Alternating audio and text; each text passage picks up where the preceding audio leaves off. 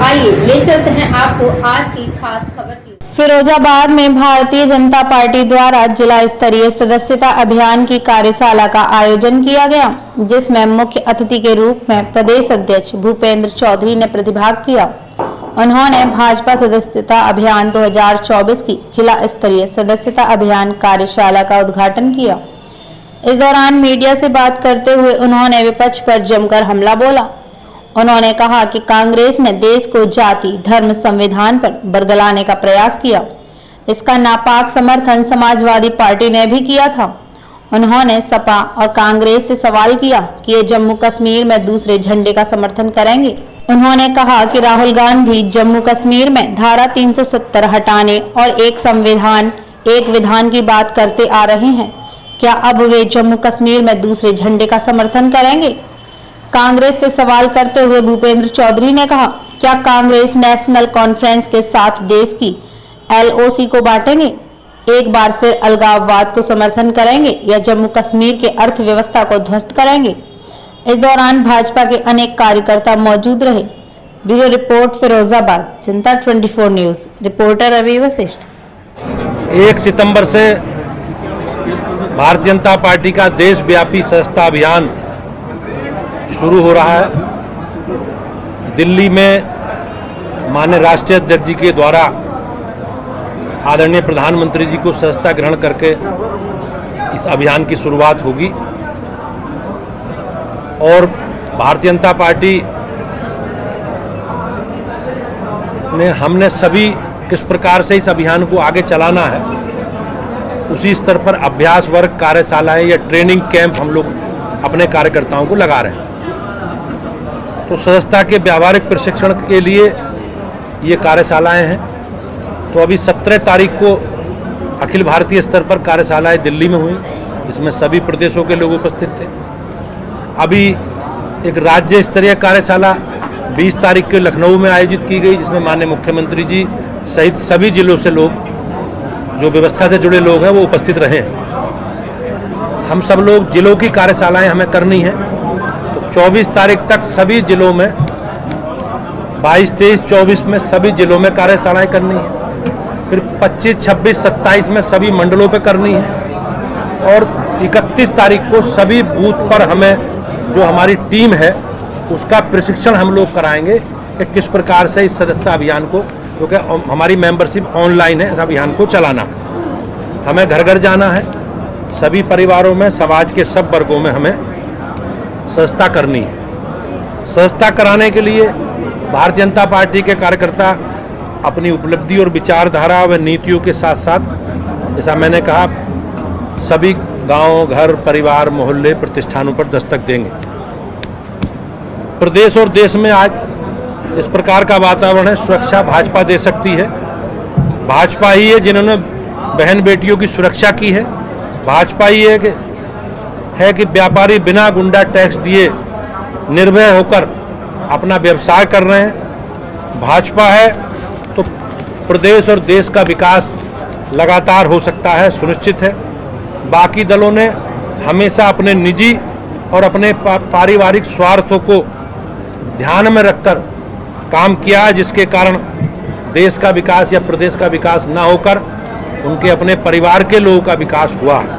कांग्रेस के युवाओं के बदले पाकिस्तान के साथ वार्ता करके फिर से अलगाववाद को बढ़ावा देने का समर्थन करती है, क्योंकि नेशनल कॉन्फ्रेंस की जिस प्रकार की नीति रही है कि वो इस हमारे विषय में, जो हमारा अंतरिम मामला है, इंटरनल मामला, उसमें पाकिस्तान के हस्तक्षेप की भी बात करती रही है। क्या कांग्रेस पार्टी राहुल गांधी पाकिस्तान के साथ LOC ट्रेड शुरू करने के नेशनल कॉन्फ्रेंस के निर्णय या फिर से बॉर्डर पर आतंकवाद और उनके इकोसिस्टम का पोषण करने का समर्थन करते हैं? क्या कांग्रेस पार्टी आतंकवाद और पत्थरबाजी की घटनाओं में शामिल लोगों के परिजनों को फिर से सरकारी नौकरी में बहाल करने और आतंकवाद, दहशतगर्दी और बंद के दौरान फिर से लाने का समर्थन करती है? क्या गठबंधन से कांग्रेस का आरक्षण विरोधी चेहरा सामने आया है? क्या कांग्रेस दलितों, गुर्जर, बर्कवाल और पहाड़ियों के आरक्षण को समाप्त करने के, फिर से उनके साथ अन्याय करने के जो नेशनल कॉन्फ्रेंस का वादा है उसके साथ खड़ी है? क्या कांग्रेस चाहती है कि शंकराचार्य पर्वत पर तख्ते सुलेमान और हरि पर्वत को कोहे मारान के नाम से जाना जाए?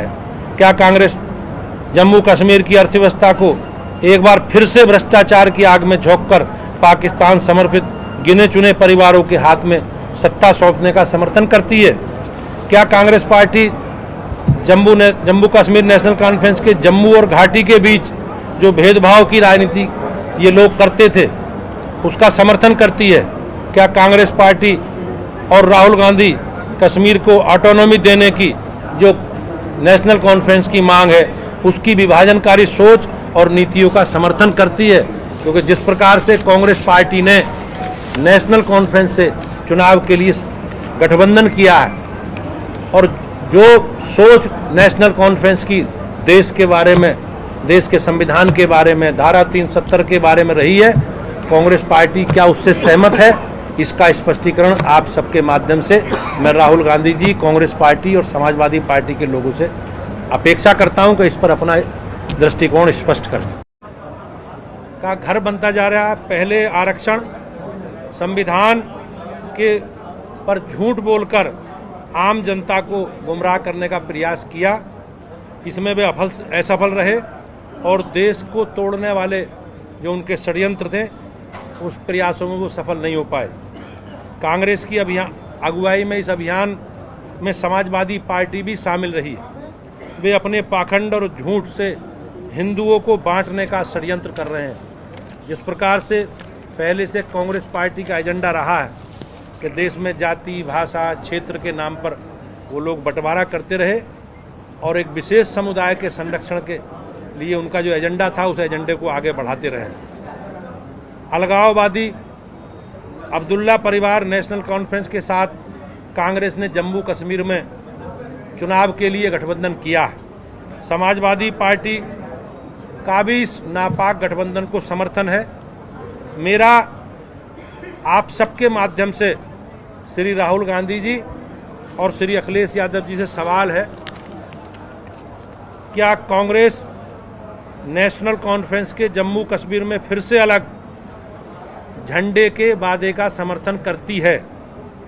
इसका जवाब आप सबके माध्यम से कांग्रेस पार्टी से चाहिए। क्या राहुल गांधी और कांग्रेस पार्टी धारा 370 और आर्टिकल 35A को वापस लाकर जम्मू कश्मीर को फिर से अशांति और आतंकवाद के युग में धकेलने के लिए जम्मू कश्मीर नेशनल कॉन्फ्रेंस के निर्णय का समर्थन करती है? क्या कश्मीर आपने बातें की, पवन खेड़ा ने अभी थोड़ी देर पहले कहा है कि जब भारतीय जनता पार्टी ने पीडीपी से गठबंधन किया था तो पीडीपी के मुद्दा एक मुख्य था कि कश्मीर में 2 मुद्राएं चलाई जाएं, एक पाक मुद्रा हो और एक भारतीय मुद्रा हो और 2 झंडे लगे। तब भी भारतीय जनता पार्टी ने पीडीपी से गठबंधन किया।